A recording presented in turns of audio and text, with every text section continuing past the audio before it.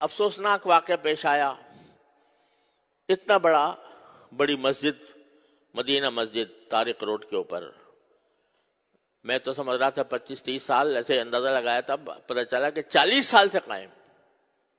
اور پورے طارق روڈ کے اوپر اول سے آخر تک کوئی اور مسجد نہیں، اور پارک برابر میں پیچھے پڑا ہوا ہے. اس کے بارے میں حکم دے دیا، ڈھا دو اس کو، پارک بناؤ اس کو. خدا کا خوف کرنا چاہیے. لوگ اس سلسلے میں بڑی غلط فہمی میں مبتلا ہیں. ایک بات میں آپ کو پروازیں کر دیتا ہوں کہ لوگ کہتے ہیں بھئی اگر غیر قانونی طور پر جگہ پر بنائی گئی ہے مسجد تو وہ مسجد نہیں ہوتی.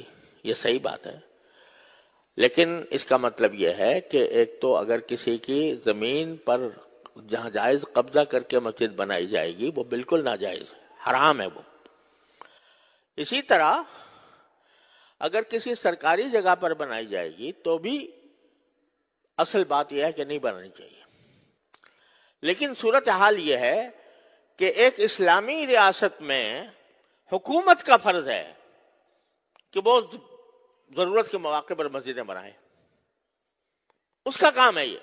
الذین ان مکناہم فی الارض اقاموا الصلاۃ.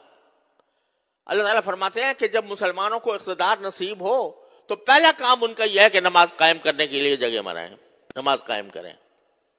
تو یہ حکومت کا کام ہے.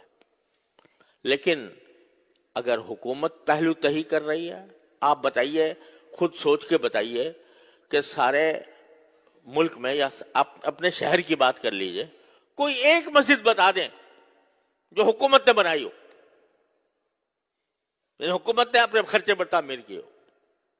مندر تعمیر کر لیا، وہاں گردوارہ تعمیر کر لیا سکھوں کے لیے، لیکن کسی مسجد، کوئی مسجد تعمیر کی ہو اپنے خرچ پر، کم از کم میرے علم میں نہیں. تو جب حکومت کوتاہی کر رہی ہے اپنے اس فریضے میں تو کیا مسجدوں سے خالی ہو جائیں شہر؟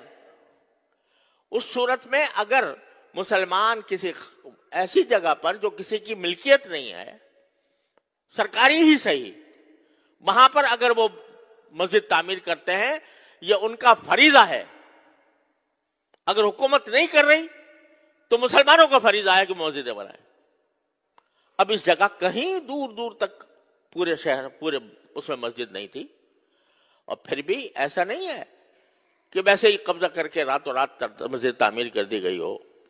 واقعہ یہ ہے کہ وہ اس کے لیے انہوں نے سوسائٹی کی اجازت لی، بلڈنگ کنٹرول اتھارٹی سے نقشہ پاس کرایا، اور اس کے بعد وہ مسجد بنی، اور 40 سال سے چلی آ رہی ہے.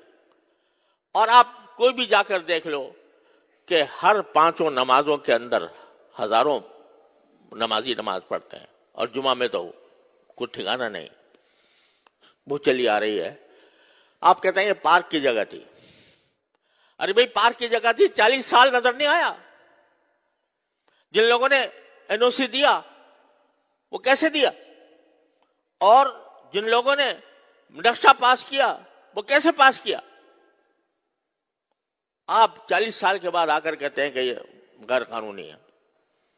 اور میں نے وہ فیصلہ دیکھا جس فیصلے کے تحت یہ بات کہی گئی ہے. افسوس ہوتا ہے کہ اتنا بڑا مسئلہ، اور مشکل سے میرے خیال میں 20 سطروں میں لکھا گیا ہے، 22 سطروں میں. صرف اتنا ہے کہ کمیٹی کا ایک ممبر ہمارے سامنے پیش ہوا، اور اس سے ہم نے پوچھا کہ بھئی اس کی کیا قانونی کوئی اجازت آپ کے پاس ہے؟ اس نے کہا جی میرے پاس تو نہیں ہے. اب ایک ممبر ہے کمیٹی کا، کوئی صدر بھی نہیں، سیکریٹری بھی نہیں، مسجد کا متولی بھی نہیں. اس سے پوچھ لیا، اس نے کہا جی میرے پاس تو نہیں ہے.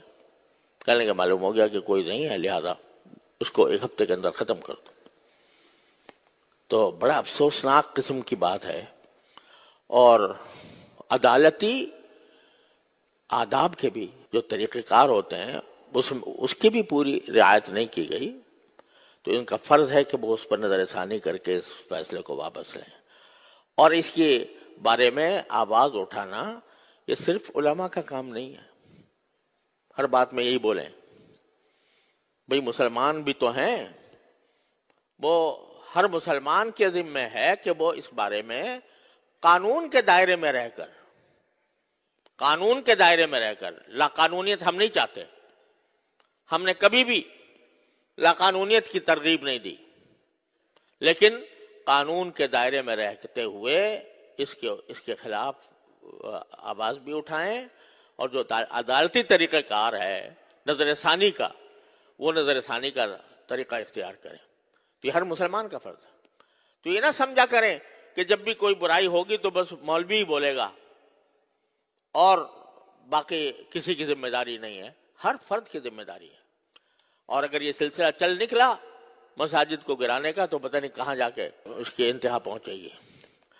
تو اس کو خیال کرنا چاہیے. اللہ تبارک و تعالیٰ اپنے فضل و کرم سے ہمیں اس امت کی جو اصل خاصیت ہے کہ امر بالمعروف اور نہی المنکر شریعت کے دائرے میں رہ کر، اور الحمدللہ ہمارا قانون بھی اور آئین بھی کوئی اس کے تحفظ دیتا ہے، تو اس کے دائرے میں رہ کر اس کے بارے میں جتنا کسی مسلمان سے ہو سکے وہ کرنا چاہیے.